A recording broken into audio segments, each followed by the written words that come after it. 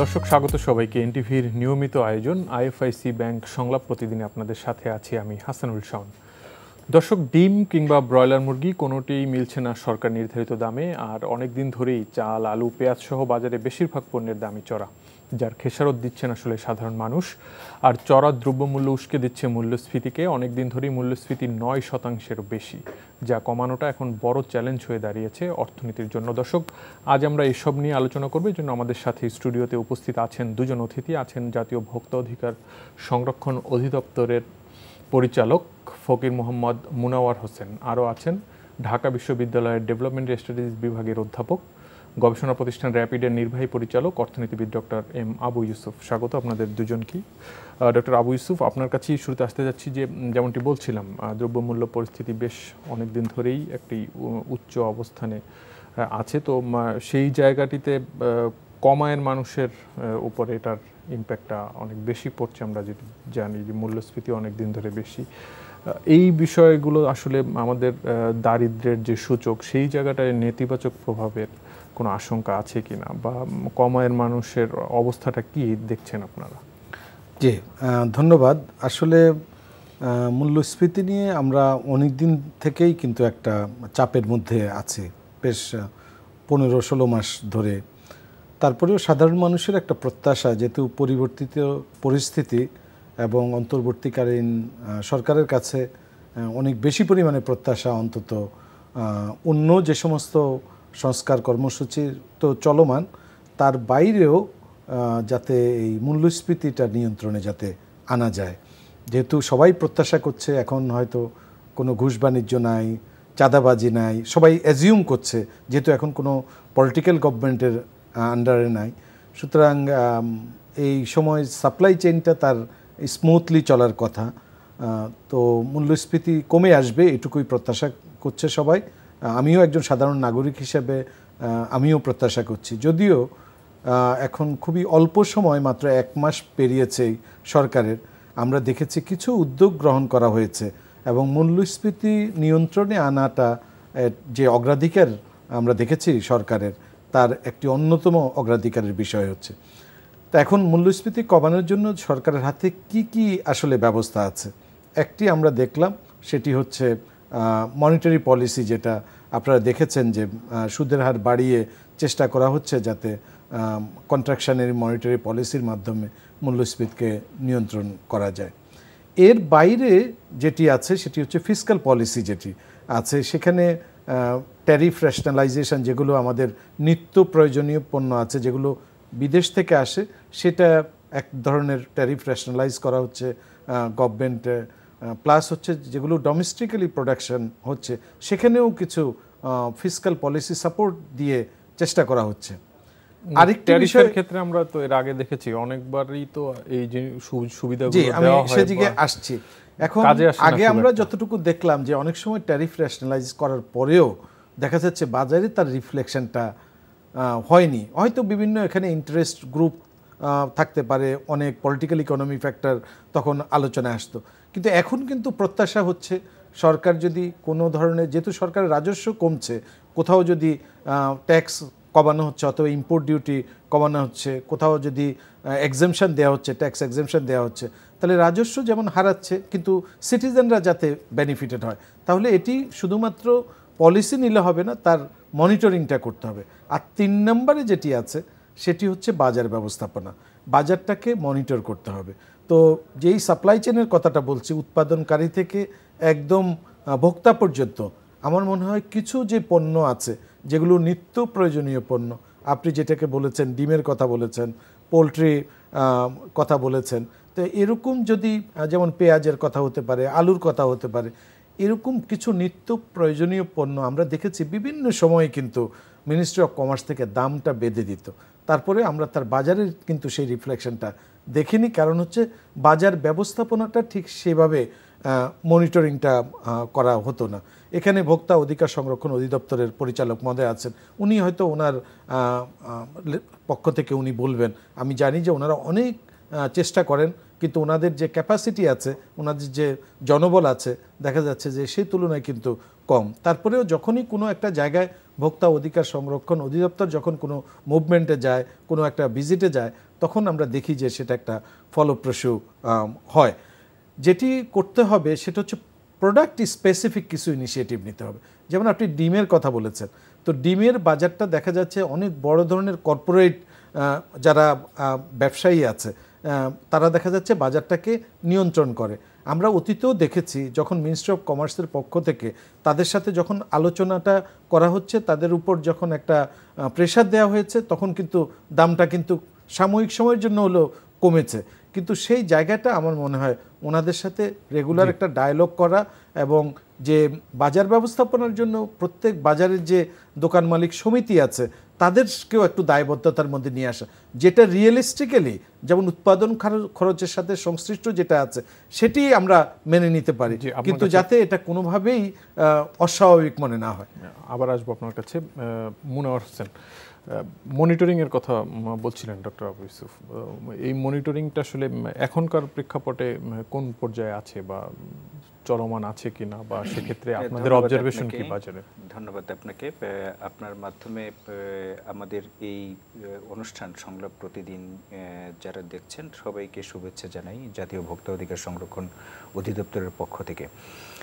আপনারা জানেন জাতীয় ভোক্তা অধিকার সংরক্ষণ অধিদপ্তর প্রতিষ্ঠিত হয়েছে 2009 সনের একটি আইন বলে, এবং 2010 সন থেকে এটি কাজ শুরু করেছে। জাতীয় ভোক্তা অধিকার সংরক্ষণ অধিদপ্তর, আমার সহ আলোচক আমাদের শ্রদ্ধেয় স্যার উনি বলেছেন অলরেডি ইতিমধ্যে যে আমাদের জনবল সংকট আছে, এবং সেই সংকট দিয়েই অধিদপ্তরের জন্মলগ্ন থেকে এই পর্যন্ত আমরা চেষ্টা করছি কিভাবে ভোক্তার অধিকারকে নিশ্চিত করা যায়। ভোক্তার অধিকার নিশ্চিত অনেক ডাইমেনশনে আছে, তবে আজকে যেই বিষয়টি নিয়ে আপনি প্রশ্ন করেছেন সেটি হলো যে বাজারে নিত্য প্রয়োজনীয় দ্রব্যের দাম বেড়ে যাচ্ছে, বিশেষ করে ডিম, পোলট্রি, এই বিষয়গুলোর দাম বেড়ে যাচ্ছে, এবং এক্ষেত্রে আমাদের পক্ষ থেকে কি পরিমাণ প্রচেষ্টা আছে এবং অব্যাহত আছে সেই বিষয়টি আপনি জানতে চেয়েছেন। আমাদের দিক থেকে আমরা আসলে এটি আমার সহ আলোচক আপনি এবং দেশবাসী যারা শুনছেন সবাই আমার সাথে একমত হবেন যে বাজার যে ডেফিনেশন, বাজার আসলে অনেকগুলা অ্যাঙ্গেলসের উপরে ডিপেন্ড করে, অনেক অ্যাক্টর সেখানে কাজ করে। এই বাজার অর্থনীতির যুগে সরকার, সদাশয় সরকার যে কাজটা করে সেটি হলো যে সাপ্লাই চেইনে ইন্টারভেনশন করার মাধ্যমে মূলত হলো বাজার নিয়ন্ত্রণ করার একটি প্রচেষ্টা নিয়ে থাকে। কারণ বাজারে পণ্যের দাম অটোমেটিক্যালি ক্রেতা বিক্রেতার সম্পর্কের উপরেই পণ্যের দামটা নির্ভর করে। তারপরও বক্তব্য আছে আমাদের মতো দেশে অনেক সময় ম্যানিপুলেশন হয়।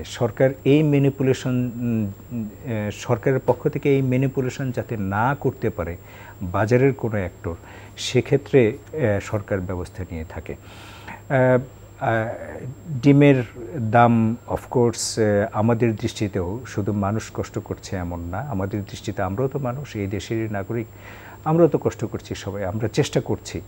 আমাদের নির্ধারণ করে দেওয়া হয়েছে ডজন 143, আমি আসছি সেখানে 160 টাকায় বিক্রি হচ্ছে। আমি আসছি সেখানে, আমাদের প্রচেষ্টা অব্যাহত আছে। আমাদের প্রতিদিন গোটা দেশে, যদিও গোটা দেশে আমাদের জনবলের সংকট রয়েছে, আমরা প্রায় 17টা জেলায় আমাদের নিজস্ব অফিসার নাই, আমরা বাইরের দিয়ে আমাদেরকে করতে হয়, তারপরেও প্রতিদিন আমরা প্রায় 60টার মতো টিম আমরা গোটা দেশে এই অভিযান পরিচালনা করছি, এবং গত 3-4 দিন যাবৎ শুধু ডিমের উপরেই করছি। তো দেখা যাচ্ছে যে আমরা ডিম নিয়ে আমি এবং আমার একজন কলিগ আমরা তেজগাঁও যে ডিমের আড়তদার তাদের মালিক সমিতির সাথে আমরা কথা বলেছি, তাদের সাথে যোগাযোগ করেছি, এবং ডিমের বাজারের কিন্তু ডাইমেনশনটা চেঞ্জ হয়ে গেছে। একটা সময় ছিল আপনার ডিম গাজীপুর এরিয়াতে ফার্মাররা সেখানে উৎপাদন করতো এবং সেটি ঢাকা চলে আসতো খুব ইজিলি। তো এটি 2022 সনের দিকে সম্ভবত সেখানে বার্ড ফ্লু হয় এবং সেক্ষেত্রে সে কারণে ওই জায়গার ডিমের যারা ফার্মার ছিলেন তারা খুব ক্ষতিগ্রস্ত হন এবং তখন ডিমের বাজারটি শিফট হয়ে যায় গাজীপুর থেকে এবং সেটি টাঙ্গাইল, কিশোরগঞ্জ, ময়মনসিংহ এরিয়াতে ছড়িয়ে যায়। আমরা তাদের সাথেও ওই উৎপাদকের সাথেও কথা বলার চেষ্টা করেছি, তাদের প্রবলেম বোঝার চেষ্টা করেছি এবং আমরা যেটা পেয়েছি ঢাকায় আপনার তেজগাঁ কাপ্তান বাজারের ডিমটি আসতে ওই উৎপাদকের কাছ থেকে এই পর্যন্ত আসতে 7 বার হাত বদল হয় এবং এই 7 বার হাত বদল হওয়ার কারণে ডিমের দাম আসলে বেড়ে যায়। আমরা খুবই চেষ্টা করছি যাতে এই মধ্যস্বত্বভোগী যারা আছে এই সংখ্যাটা কমাতে। এটি খুব সহজ নয়, মানে হাত বদল হওয়া তো যৌক্তিক, মানে উৎপাদক পর্যায় থেকে এত বেশি না, স্টেপগুলো বেশি না। আমরা চেষ্টা করছিলাম যে আমাদের যারা এখানকার তেজগাঁয়ের যারা আড়তদার আছেন কিংবা কাপ্তান বাজারের, তারা যদি সরাসরি ফার্মারদের কাছ থেকে এই ডিমটা কিনতে পারেন এবং এখানে সাপ্লাই করেন তাহলে সংখ্যাটা কমবে, মানে স্টেপ সংখ্যাটা কমবে। তো সেটা করার জন্য আমরা চেষ্টা করছি, বাজার নিয়মিত মনিটরিং করছি, তদারকি করছি, কিন্তু তারপরও ডিমের দাম আসলে নিয়ন্ত্রণে আনা যাচ্ছে এমনটা দাবি আমি করব না। কিন্তু দেশবাসীকে আপনার মাধ্যমে যেটি জানাতে চাই, আমাদের প্রচেষ্টা অব্যাহত আছে এবং আমাদের আন্তরিকতা, সদাশয় সরকারের আন্তরিকতা, সরকার প্রতিনিয়ত, বিশেষ করে মিনিস্ট্রি অফ কমার্স থেকে প্রতিনিয়ত আমাদেরকে এই বিষয়ে খোঁজখবর নেওয়া হচ্ছে, ইনস্ট্রাকশন দেওয়া হচ্ছে, আমরা সেগুলো করার প্রতিপালনের চেষ্টা করছি। কিন্তু ওই যে বললাম যে বাজারে শুধু তদারকি দিয়েই বাজার ঠিক করা যাবে এমন নয়, এখানে অনেক অ্যাক্টর জড়িত, এগুলো অপনোদনের চেষ্টা করছি। আমার সহ আলোচক, আমাদের শ্রদ্ধেয় স্যার ইতিমধ্যে উনি বলেছেন যে বাজারে যেসব দুষ্টচক্র ছিল সেই দুষ্টচক্রের প্রভাব এখন কম, তো এখনও কেন দাম কমছে না।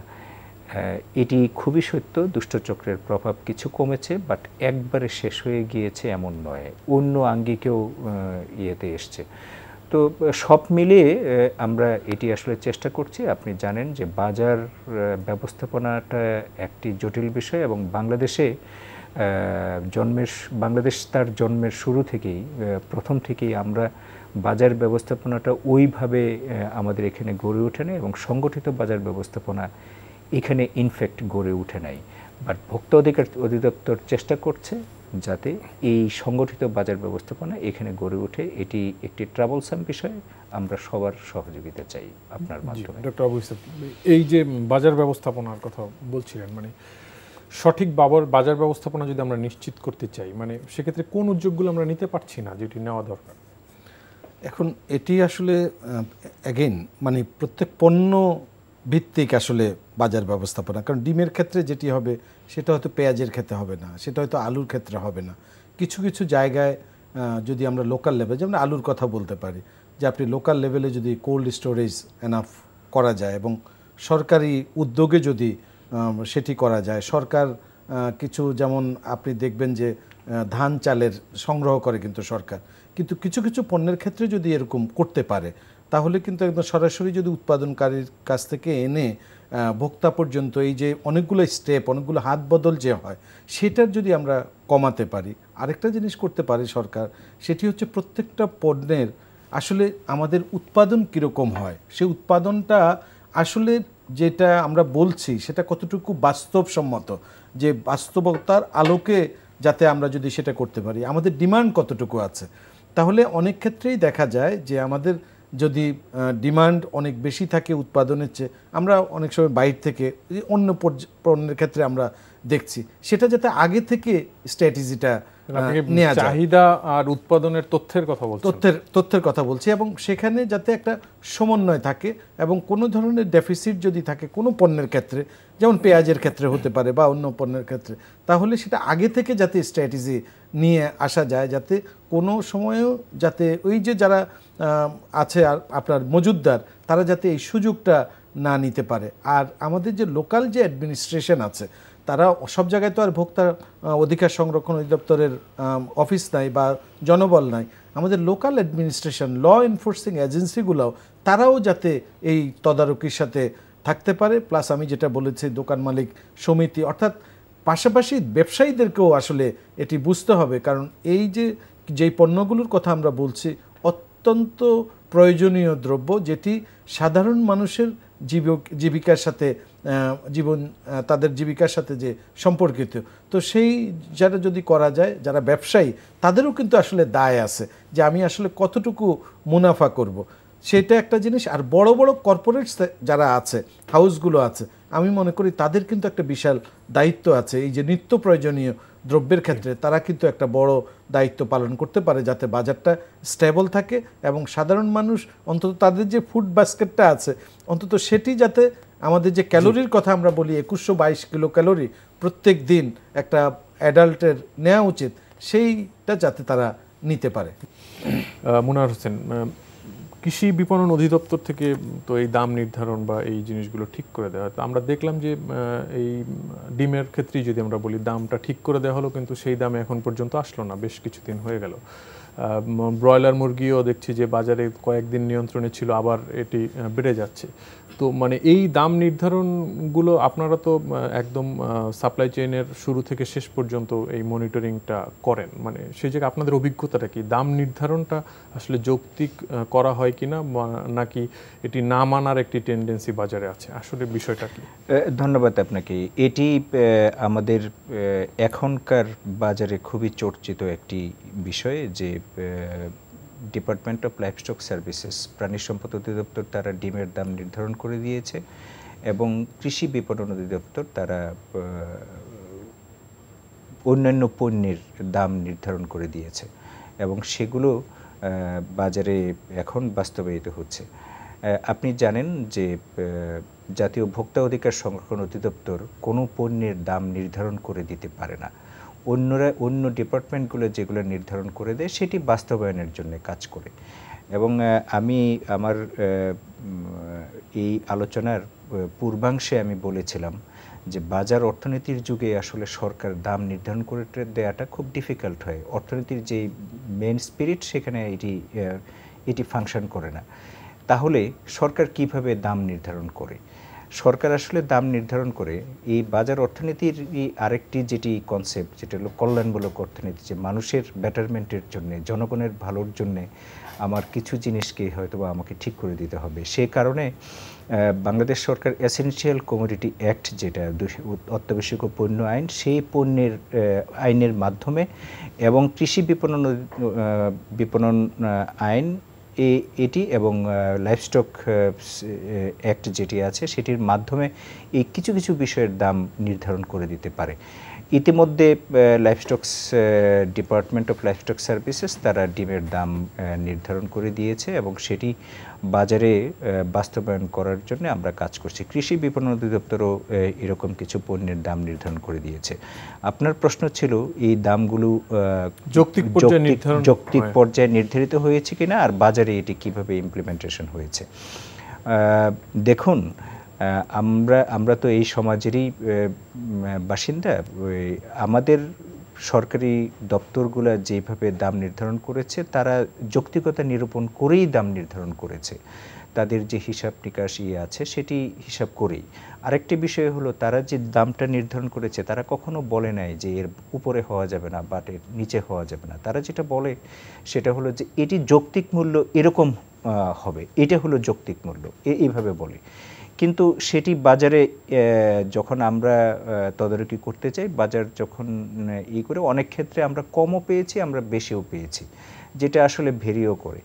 তো এই জিনিসগুলো, এই বাজারে যখন এই মূল্যের কথা যখন আপনি বলবেন, এই যে কম বেশি হয় দাম, নির্ধারিত দামের চেয়ে, সেটি যখন কম বেশি হয়, আমরা এখানে অনেকগুলা অ্যাক্টর দেখেছি।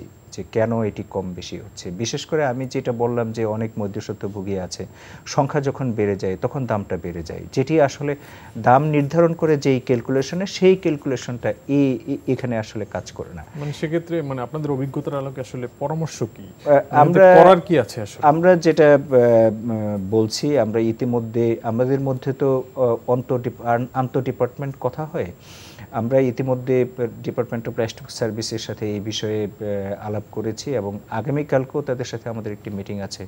আমরা তাদেরকে এই যখন দাম নির্ধারিত হবে তখন অন্যান্য অ্যাক্টর যেগুলো আছে এই বিষয়গুলো বিবেচনায় নেওয়ার জন্য সুপারিশ করেছি। আবার একই সাথে যারা এই ব্যবসার সাথে জড়িত, উৎপাদক থেকে একদম খুচরা বিক্রেতা পর্যন্ত প্রত্যেকটা স্টেপে যারা আছেন তাদেরকে এই প্রক্রিয়ায় অংশগ্রহণ করানোর জন্য আমরা রিকোয়েস্ট করেছি। এবং একই সাথে বাংলাদেশ ট্যারিফ কমিশনের প্রতিনিধি এবং আমাদের প্রতিনিধি সেখানে রাখার বিষয়ে আমরা ওরালি মৌখিকভাবে তাদেরকে রিকোয়েস্ট করেছি। আমরা হয়তো ভবিষ্যতে এটাকে আরও একটা পর্যায়ে নিয়ে যাব। এর বাইরে আরেকটা আছে, মিনিস্ট্রি অফ কমার্স কিছু পণ্যের দাম নির্ধারণ করে দেয়। সেই দাম যেমন সয়াবিন তেল, এটি একদমই আপনার নির্ধারিত, যেটি এর বাইরে নেওয়ার কোনো সুযোগ নেই, এটি স্ট্রিক্টলি আমরা মেনটেন করার চেষ্টা করি। কিন্তু নিত্য প্রয়োজনীয় দ্রব্যের ক্ষেত্রে যেহেতু একদম রুট লেভেল পর্যন্ত এটি হয়, এটি পূর্ণাঙ্গ রূপে বাস্তবায়ন করা, মানে তদারকির মাধ্যমে বাস্তবায়ন করা আমাদের জন্য একটু ডিফিকাল্ট হয়। ডক্টর আবু ইউসুফ, মানে ব্যত্যয় কি দেখছেন? পুরো প্রক্রিয়াটাই আমরা শুনলাম। না, এখন আসলে যেটি বলা হচ্ছে যে আসলে উৎপাদনকারী থেকে আমাদের ভোক্তা পর্যন্ত যদি এই সাপ্লাই চেইনটা যদি ব্যত্যয় না ঘটে, আমরা মার্কেট ইকোনমিতে এটি ঠিক, যেহেতু এখানে ডিমান্ড সাপ্লাইয়ের উপর ভিত্তি করে বাজার দাম নির্ধারিত হয়, তারপরেও কিন্তু যেটি ভাই বললেন যে জনকল্যাণে সরকার কিন্তু এখানে কিছু, যাতে জনগণের স্বার্থ সংরক্ষিত হয় সেখানে কিন্তু কাজ করতে পারে। যেমন একটা ইন্ডিকেশন দিতে পারে যে দামটা এরকম হতে পারে, তো সেই দামটা যৌক্তিকভাবে যাতে যেটা নির্ধারণ করা হয়, তাদেরও তো নিশ্চয়ই একটা অ্যানালিসিস করে তারা একটা এক্সারসাইজ করে ওই দামটা সেখানে কে কতটুকু প্রফিট করবে। আমি দেখেছি যে কৃষি বিপণন অধিদপ্তর যখন অনেকগুলো প্রোডাক্ট 28-29টা প্রোডাক্টের তারা একটা ইন্ডিকেশান দেয়, সেখানে কিন্তু উৎপাদনকারী তার উৎপাদন খরচ এবং তাই কতটুকু প্রফিট করবে, তারপরে যিনি পাইকারি আছেন তিনি কতটুকু প্রফিট করবেন, এরকম একটা ধরে কিন্তু তারা বাজারে, যেমন আলুর ক্ষেত্রে আমরা দেখেছি অনেক মিটিং হয়েছে আলুর ব্যাপারে, বলাও হয়েছে যে যৌক্তিক কোল্ড স্টোরেজ ভাড়া বা পরিবহন সব কিছু ধরেও এটাই আসলে 35-40 টাকার বেশি হওয়ার কথা না, কিন্তু আমরা দেখছি যে গত প্রায় বছরখানেক ধরেই এটি 60 টাকায় 55-60 টাকায় বিক্রি হচ্ছে। মানে এই জিনিসগুলো তো কাজ করছে না বাজারে এখন। তাহলে ওই যেখানে বলছি যে সেটা হচ্ছে মনিটরিংয়ের ঘাটতি। আরেকটা যেটা ভাইয়ের কাছে একটা ইনফরমেশন পেলাম যে ডিমের ক্ষেত্রে আসলে একদম উৎপাদনকারীরা তারা কত টাকায় বিক্রি করতেছে, তো সেখানে দেখলাম উনি বলছেন যে সেই জায়গায় হচ্ছে 150 টাকার কাছাকাছি, আর সরকার যে নির্ধারিত যে ইন্ডিকেশনটা সেটা হচ্ছে 144-45 টাকা। তো এই জায়গার মধ্যে একটা ডিফারেন্স আছে, তো এটি একটি দেখার বিষয় যে আসলে এই ডিফারেন্সটা কেন হচ্ছে। আরেকটা যেটা সরকার একটু হেল্প করতে পারে এই সমস্ত নিত্য প্রয়োজনীয় দ্রব্যের ক্ষেত্রে, শুধু হেল্প করা, যেটি হচ্ছে যে এখানে যে যাতে যেই পণ্যগুলো দেখবেন অনেক ক্ষেত্রে তার যে র মেটেরিয়ালসগুলো বা পোলট্রি ফিডের কথা আমরা বলি, এগুলো কিন্তু বাইরে থেকে আপনার ইম্পোর্ট করে আনতে হয়। তাহলে এই যে বাইরে থেকে যারা ইম্পোর্ট করে আনে অনেক সময় সেখানেও কিন্তু এক ধরনের যে অলিগোপলি একটা নেচার সৃষ্টি, অর্থাৎ অল্প কয়েকটা কোম্পানি তারা বাইরে থেকে আনে, তারাও এক ধরনের সেখানে বাজারকে কন্ট্রোল করে। তো ওই জায়গাটাও কিন্তু একটা মনিটরিং করার বিষয় আছে, একটা প্রভাব আছে। হ্যাঁ, কারণ এই যে তার উৎপাদন খরচের যাতে ওই জায়গাটা যাতে আবার কোনো ধরনের প্রবলেম না হয়, তো সেটাও কিন্তু আসলে মনিটরিং, প্রত্যেকটা জায়গায় কিন্তু আসলে মনিটরিংয়ের একটা ব্যবস্থা কিন্তু করতে হবে।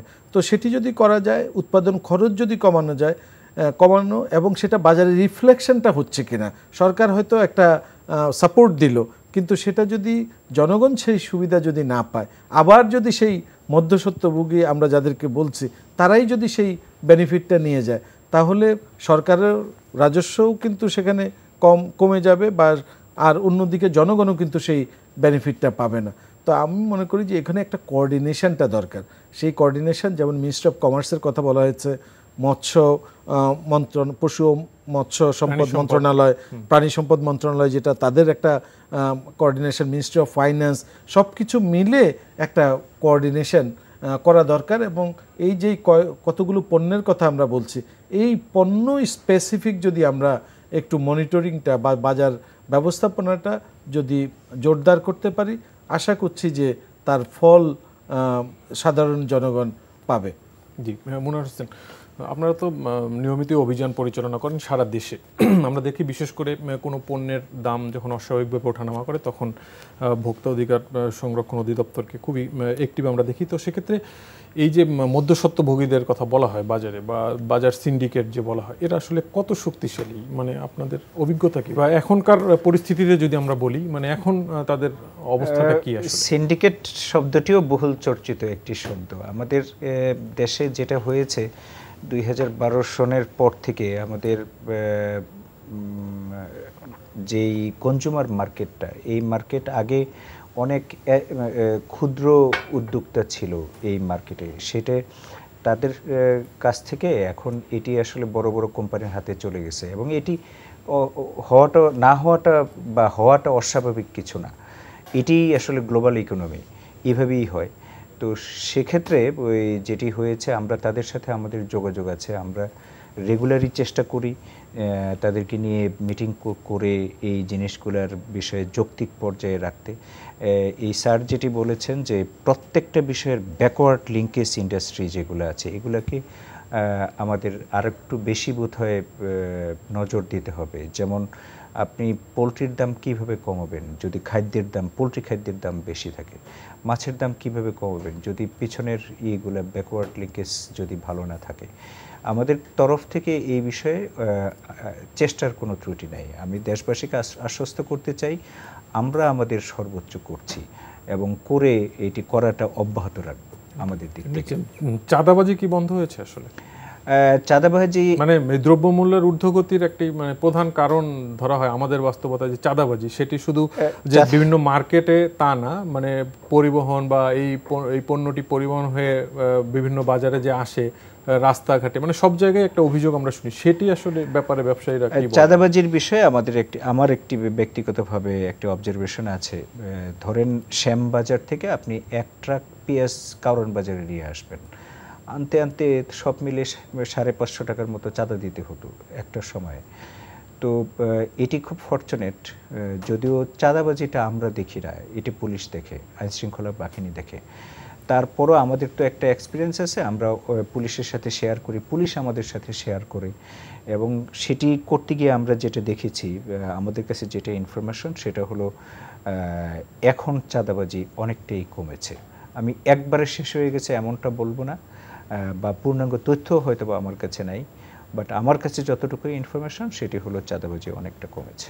জি, ডক্টর আবু ইউসুফ, শুরুর দিকে আমরা বলছিলাম আসলে কম আয়ের মানুষের উপরে অভিঘাতের কথা, দ্রব্যমূল্যের যে চড়া বাজার, দীর্ঘদিন ধরে মূল্যস্ফীতি বাড়তি, মানে সেক্ষেত্রে সরকারের করণীয় কি আছে? সামাজিক নিরাপত্তা বেষ্টনীর আওতায় আমরা ফ্যামিলি কার্ডের বিষয়টা দেখেছি, কম মূল্যে ভর্তুকি মূল্যে পণ্য বিক্রি তাদের কাছে দেখেছি, মানে এই জায়গাগুলোতে এই অন্তর্বর্তীকালীন সরকারের আসলে কি করার আছে, বা সেই বাস্তবতাও বা কতখানি আছে তাদের এই মুহূর্তে? আমরা এটি যেমন গ্রামে যেটা আছে, মানে সেটি হলো খাদ্য বান্ধব কর্মসূচি যেটি আছে, অনেকগুলো আছে, তো এর মধ্যে খাদ্য বান্ধব যে কর্মসূচিটা আছে, তো সেটি একটু রিভিজিট করা দরকার। যারা এই সুযোগ সুবিধাটা পাচ্ছে, যেমন একটা আপনি ফ্যামিলি কার্ডের কথা বলছেন, এই ফ্যামিলি কার্ড যে আমরা শুনে থাকি যে 1 কোটি পরিবারকে যে ফ্যামিলি কার্ড দেওয়া হচ্ছে, তারা সাশ্রয়ী মূল্যে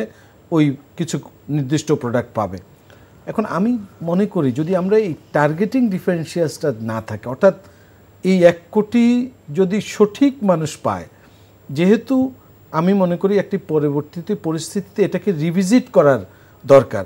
আসলে এই 1 কোটি যে পরিবার, তাদের যে তালিকা তৈরি করা হয়েছে, এটি যদি আমরা রিভিজিট করতে পারি, সঠিকভাবে যদি যাদেরকে দরকার, যাদের জন্য এই কর্মসূচি নেয়া, তাদেরকে যদি আমরা পৌঁছাতে পারি তাহলে কিন্তু আমি মনে করি যে এখানে একটা বড় পরিবর্তন কিন্তু হবে।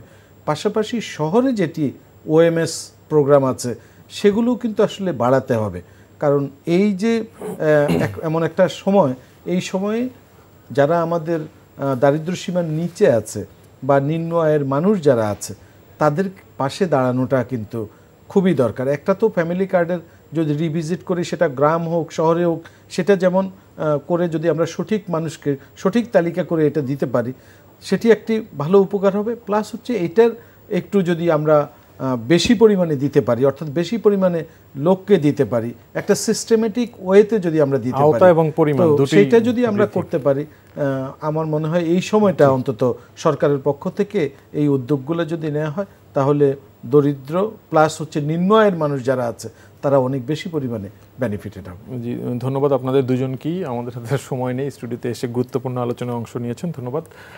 দর্শক, আজ এখানেই শেষ করছি। আমাদের এই অনুষ্ঠানটি পুনরায় দেখতে ভিজিট করুন এনটিভির অনলাইন www.ntvbd.com এই ঠিকানায়। সবাই ভালো থাকবেন, সুস্থ থাকবেন, ধন্যবাদ সবাইকে।